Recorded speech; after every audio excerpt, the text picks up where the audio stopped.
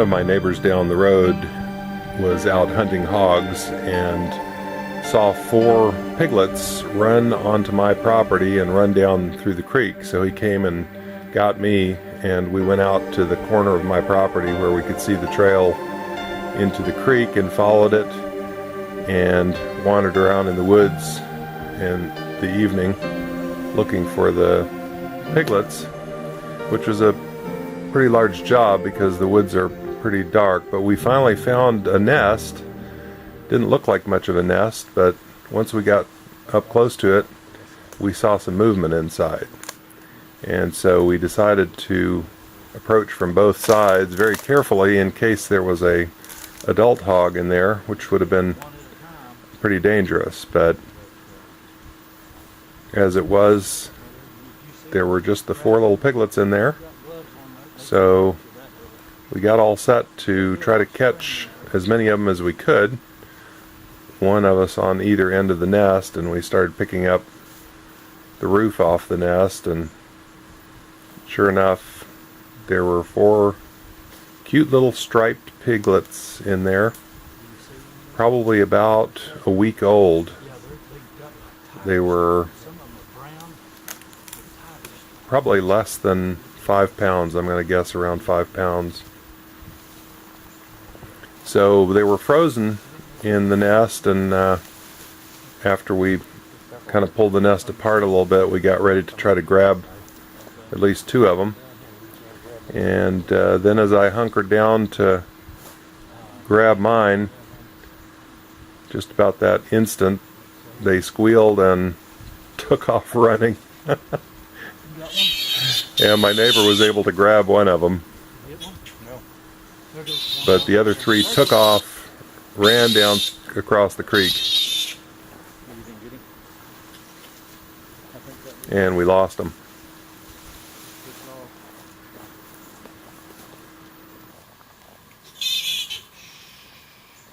He happened to know that if you lay one of these little piglets on its back, it will immediately quiet down and become very docile and not even struggle anymore.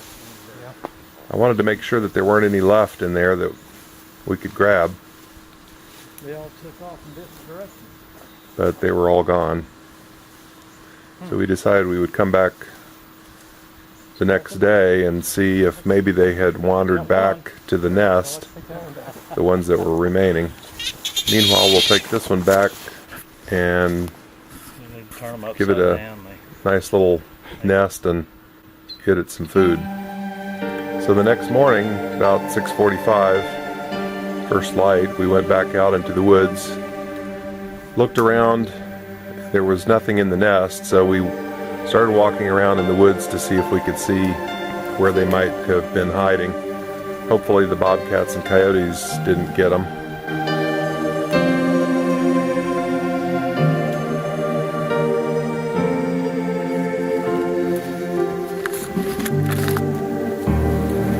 Parts of the forest you can walk through, and then there are other parts that are just almost completely impassable. Very thick, full of thorns and vines. And after looking around out there for about a half hour, we found the 3 of the survivors huddled together, and as soon as we approached, they took off running. We managed to catch one of them. The other 2 got away again, and this time they're in this tangled underbrush.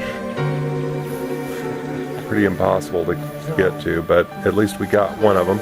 Put him on his back again. He squealed a little bit, and then that was it. He just kind of lay there and settled down. Okay, I'll stay here and kind of, or do you?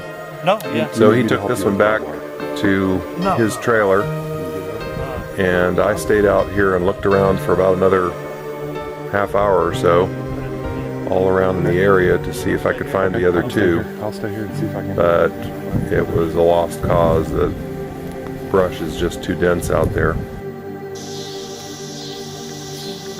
So knowing where the hogs were now, out on the far west side of my property, I came out equipped with a camera and some pig out and some corn, and decided to pick a spot along the western edge that was about 500 feet north of where we had found the nest, and set up a camera and then pour out some of the attractant scents and some of the corn on the ground just in a real simple little pile, and see if I could attract some of those pigs to come north along the edge of the fence.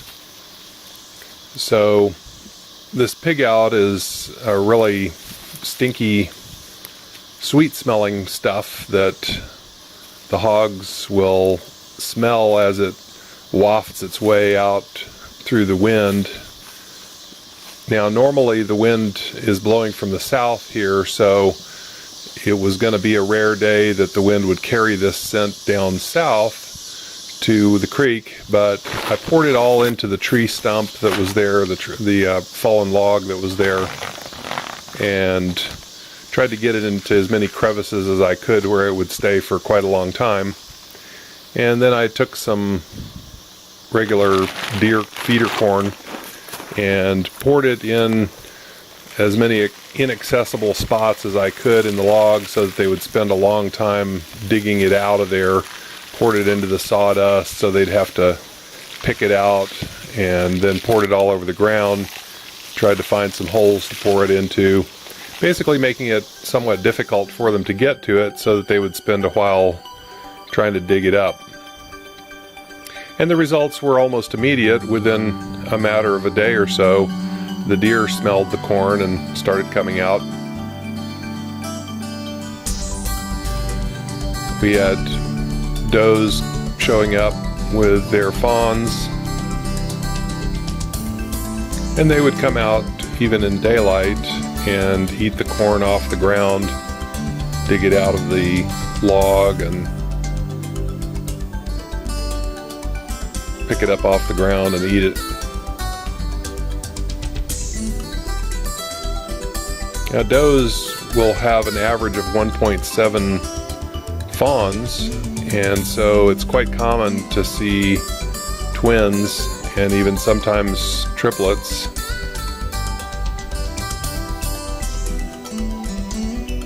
But these deer are part of a larger group of deer that live here in the woods, because I've had them show up at the main feeder as well.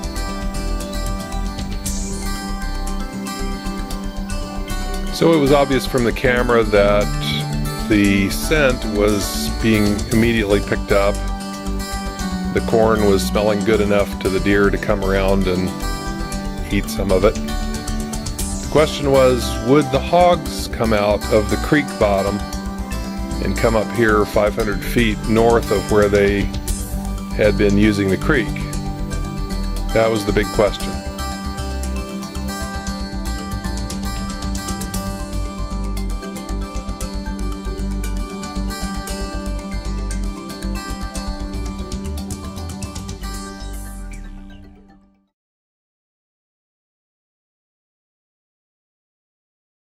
And so then finally it happened at 8 o'clock in the morning,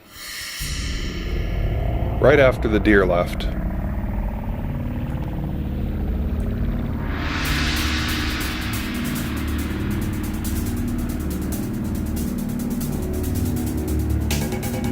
And it wasn't just one little pig.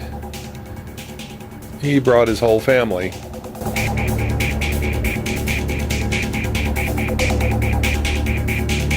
We had brown ones and black ones and spotted ones. The spotted ones, by the way, are an indication of inbreeding. That particular color pattern is generally an indication that brothers and sisters are mating.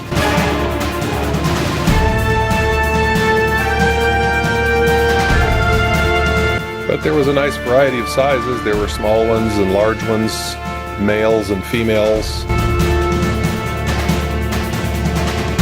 They all looked pretty healthy.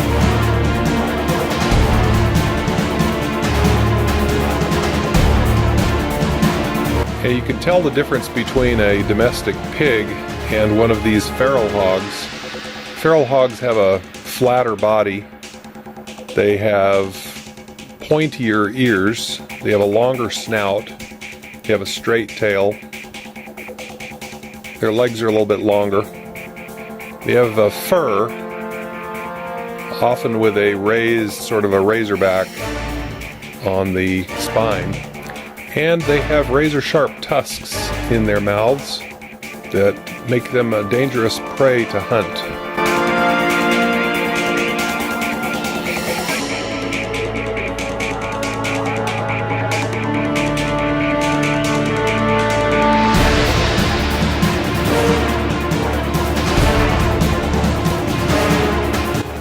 But they spent at least an hour out there that morning, and then they came back that evening at 8:30, just as the sun was about to go down completely. A whole bunch more came out.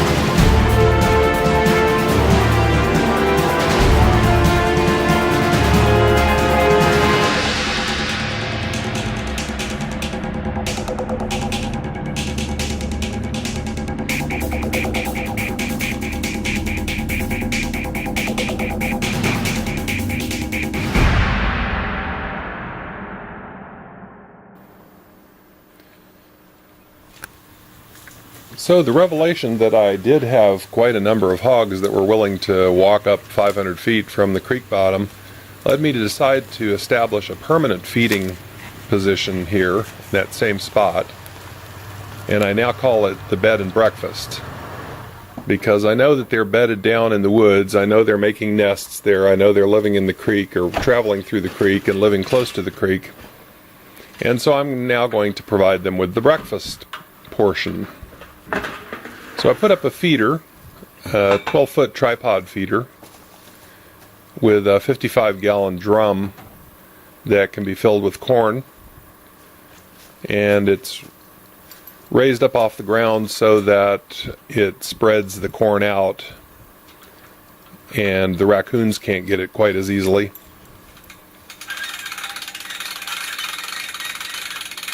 Now this drum will weigh somewhere between 250 and 300 pounds when it's full of corn, so there's a lot of fairly heavy-duty hardware involved in one of these feeders.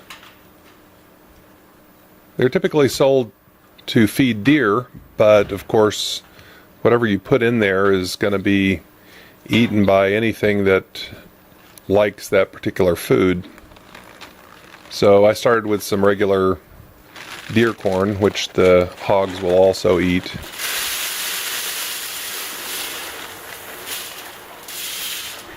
And I like to add some attractant scents to the corn so that as it is sprayed out by the motor, it will distribute a scent along with it, which the hogs will be able to pick up. This particular product, Hog Wild, has a grape scent.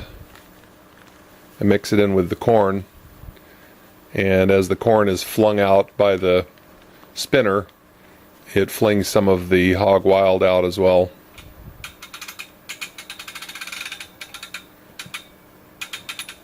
And so I put about 4 bags of corn in there and then cranked it up.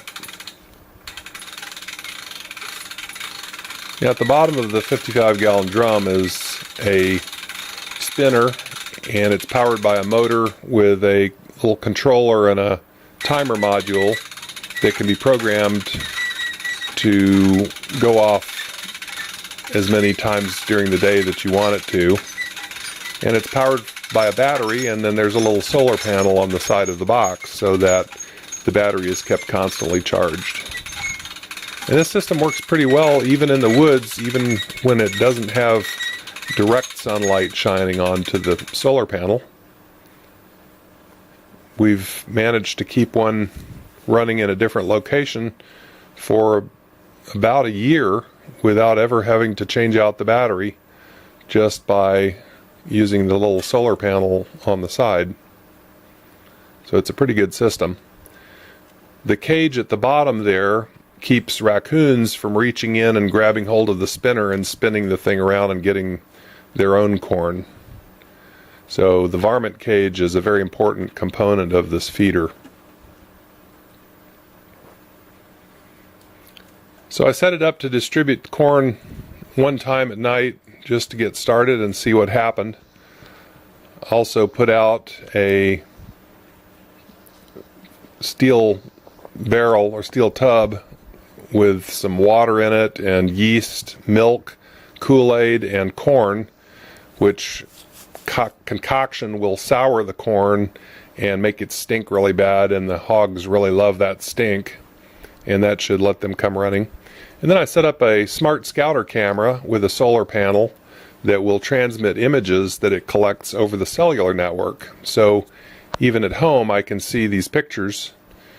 And there were a couple of times we had to reload the feeder,